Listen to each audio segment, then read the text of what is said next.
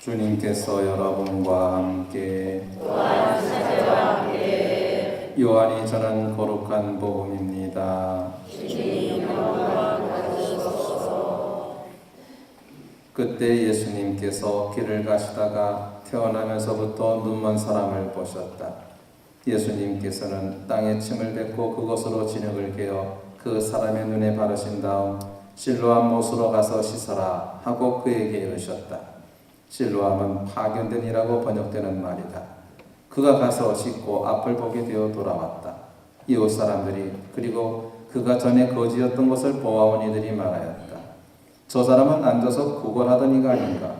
어떤 이들은 그 사람이요 하고 또 어떤 이들은 아니요 그와 닮은 사람이요 하였다. 그 사람은 내가 바로 그 사람입니다 하고 말하였다. 그들은 전에 눈이 멀었던 그 사람을 바리사이들에게 데리고 갔다. 그런데 예수님께서 진흙을 개어 그 사람의 눈을 뜨게 해주신 날은 안식일이었다. 그래서 바리사이들도 그에게 어떻게 보게 되었는지 다시 물었다. 그는 그분이 제 눈에 진흙을 붙여주신 다음 제가 씻었더니 보게 되었습니다 하고 대답하였다. 바리사이들 가운데 몇몇은 그는 안식일을 지키지 않았으므로 하느님에게서 온 사람이 아니요 하고 어떤 이들은 죄인이 어떻게 그런 표징을 일으킬 수 있겠소 하여 그들 사이에 논란이 일어났다. 그리하여 그들이 눈이 멀었던 이에게 다시 물었다. 그가 당신 눈을 뜨게 해주었는데 당신은 그를 어떻게 생각하오? 그러자 그가 대답하였다. 그분은 예언자이십니다. 그러자 그들은 당신은 완전히 죄 중에 태어났으면서 우리를 가르치려고 드는 것이요 하며 그를 밖으로 내쫓아버렸다. 그가 밖으로 내쫓겠다는 말을 들으신 예수님께서는 그를 만나시자 너는 사람의 아들을 믿느냐 하고 물으셨다. 그 사람이 선생님 그분이 누구십니까? 제가 그분을 믿을 수 있도록 말씀해 주십시오 하고 대답하자 예수님께서 그에게 이르셨다. 너는 이미 그를 보았다. 너와 말하는 사람이 바로 그다. 그는 주님 저는 믿습니다 하며 예수님께 경배하였다. 주님의 말씀입니다. 그리스도님 찬미합니다. 참 예수님.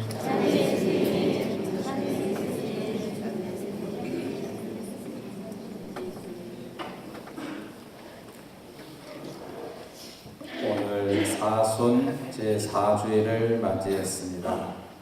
이 대림 3주 또 사순 4주는 장미주일이라고 합니다.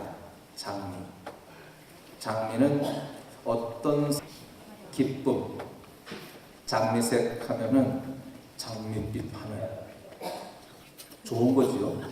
기쁜 것이, 행복한 것이 바로 장미 색깔은 분홍이라고 하죠. 네. 그래서 이 사순제 4주일은 엄격한 제를 지키는 중에서도 그 화사하고 예쁜 분홍색 장미를 생각하면서 기쁨에 설레는 날이 됩니다. 이제 사순 시기가 절반이 지나갔고 이제 앞으로 절반 남았습니다. 이제 시작이 반이다 했으니 반이 지나갔으니까 다 끝났네. 시작할 때 반 했고 반 지났으니까 다 했지. 이제 기쁨을 준비하는 시간이 됩니다. 이제 앞으로 남은 시기를 엄격한 제를 지키면서도 그 제를 지키면서 기쁜 것입니다. 이제 곧 부활이 다가올 것이기 때문입니다. 우리는 어떤 사람을 대할 때 먼저 그 사람의 겉모양을 보는 경향이 있습니다. 외모는 잘생겼는지, 집안은 유력한지, 학벌은 어떤지 등등 살피게 됩니다.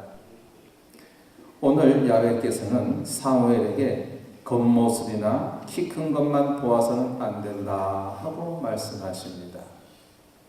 사무엘이 야훼께서 말씀하신 이스라엘의 왕이 될 소년을 찾아 나섰습니다. 아주 키 크고 용모가 좋고 늠름한 청년이 앞에 왔으나 이 아이가 아니다. 그러자 막내인 다윗이 오게 됩니다. 키 크고 잘생긴 초대 임금 사울은 이스라엘의 첫 번째 왕으로 등극했으나 왕의 임무를 제대로 수행하지 못했기에 야훼 눈밖에 나서 갖가진 고초를 겪다가 결국 자살로서 비참한 자신의 생을 마감했습니다. 막내 아들이었던 다윗은 사울에 비해서 또 형들에 비해서 보잘것없고 연약하였지만 하나님은 그 다윗을 선택하시어 그에게 기름을 붓게 하십니다. 오늘날 신앙생활 하는 데 있어서도 외형적이고 수량적인 면에 더 많은 관심을 기울이는 경향이 있습니다. 눈에 보이는 것을 추구하는 것이지요. 실상 중요한 것은 눈에 보이지 않으며 우리 신앙인들은 바로 그 눈에 보이지 않는 것을 추구하고 있습니다. 고린도후서 4장 18절 말씀입니다.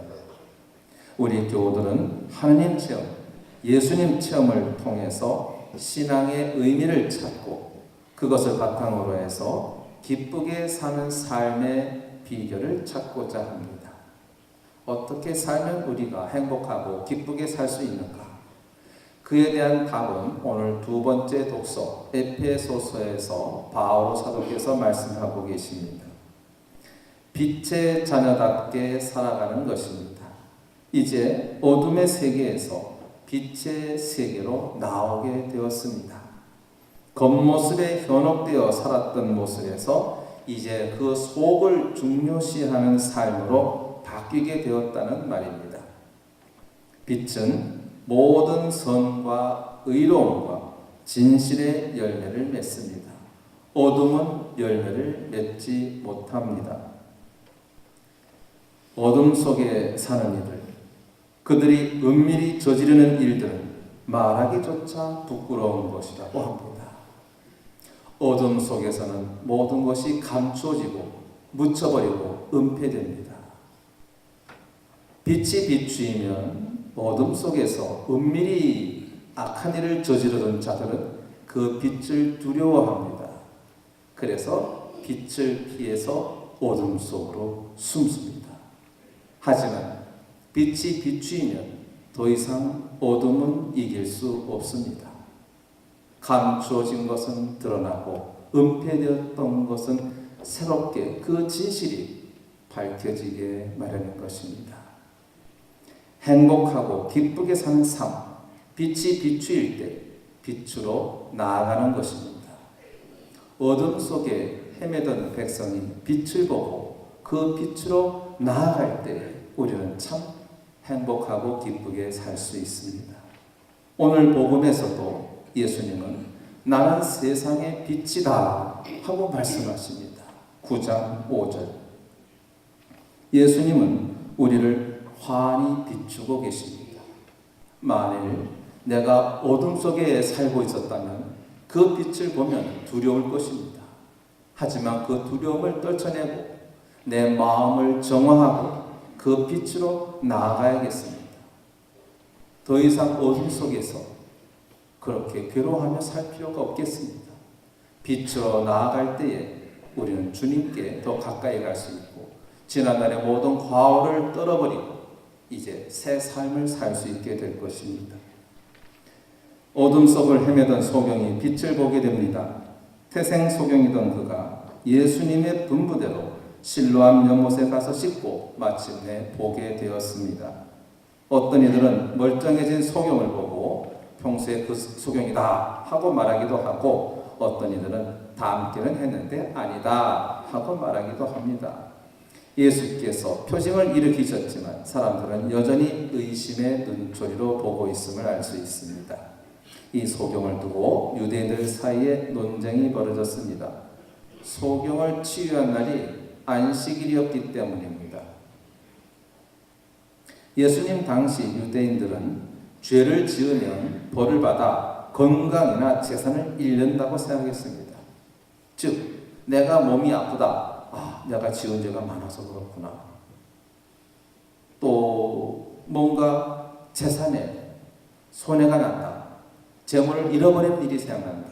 그렇게 되면 역시 무슨 죄가 있어서 그런 것이다 라고 생각했습니다. 하지만 예수님은 그렇지 않다고 말씀하셨습니다.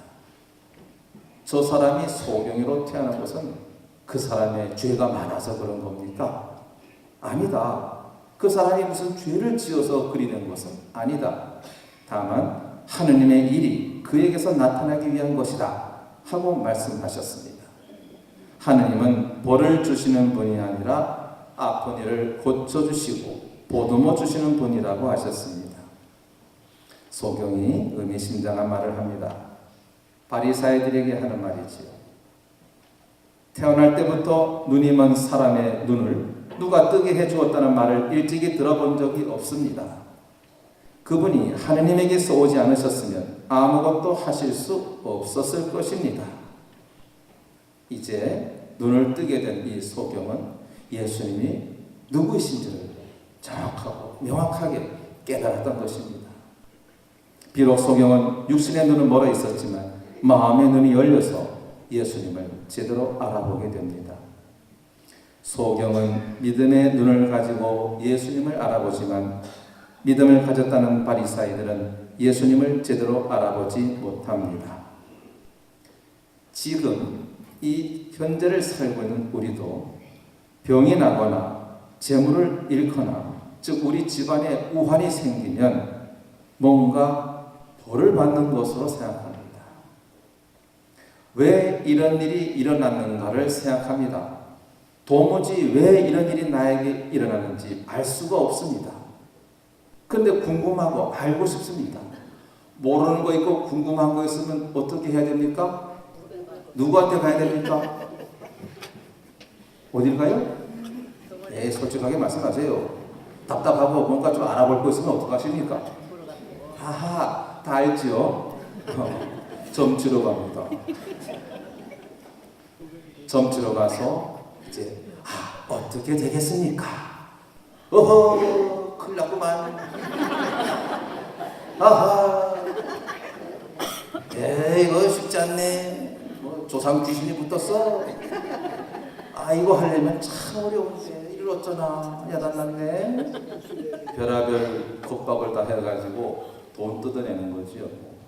구슬해야 된다든가 부적을 써서 어디 묻혀야 된다든가 갖고 다니거나 베개 미치냐 베개 속이냐 그것도 다르고 뭐 옷에다 꿰매는 것도 있다던데 간단하게 지갑에 넣고 다니는 것도 있고 그렇습니다. 그러다가 아예 종교를 바꾸는 수도 있습니다. 내가 성당 나가서 그렇게 됐나 보다. 개신교로 가자. 거기 가면은 또 괜찮을지 모르겠다.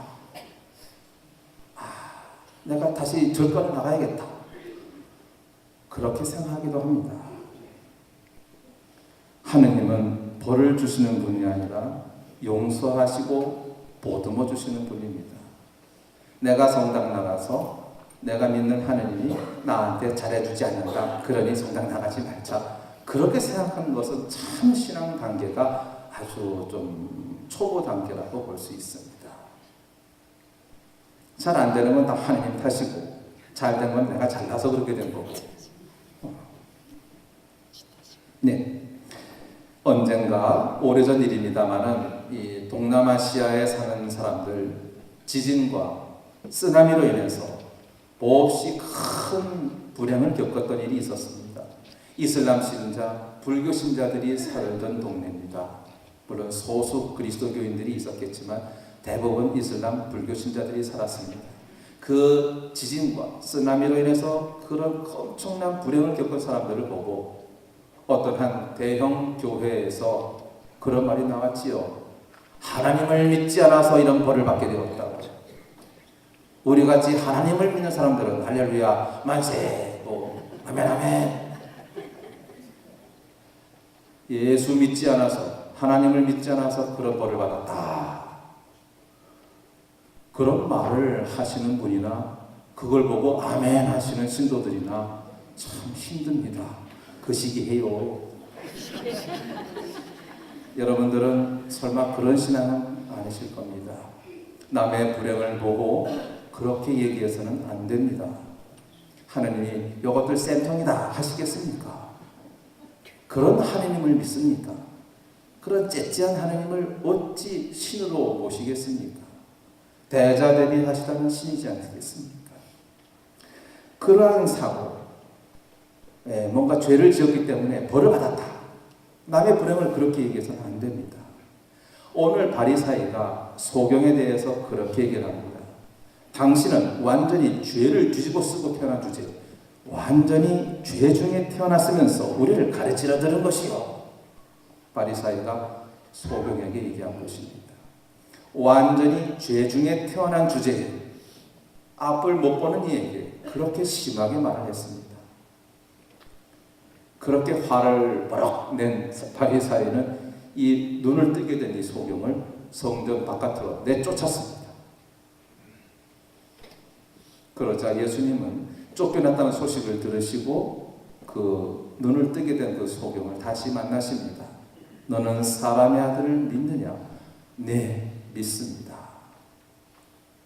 예수께서는 이제 보는 사람과 보지 못하는 사람에 대해서 말씀하십니다. 못 보는 사람은 보게 하고 보는 사람은 눈멀게 하려는 것이다. 바리사이들에게 이렇게 말씀하십니다. 너희가 눈먼 사람이었으면 오히려 죄가 없었을 것이다. 그러나 지금 너희가 우리는 잘 본다 하고 있으니 너희 죄는 그대로 남아있다. 본다는 것은 결국 깨닫는다는 말이 되겠습니다. 깨닫기 전까지는 도저히 알 수 없습니다. 깨닫기 위해서는 빛을 향해 나아가야 합니다.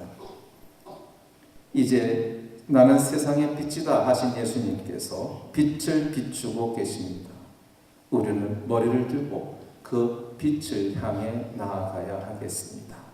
그렇게 살면 우리는 빛의 자녀답게 살아가며 주님 안에서 참 행복을 누릴 수 있게 됩니다. 이제 사순 시기를 절반쯤 보내고 이 나머지 남은 이 은총의 사순 시기를 의미 있게 잘 지내시기 바랍니다. 영광이 성부와 성자와 성령께 처음과 같이 이제와 항상 영원히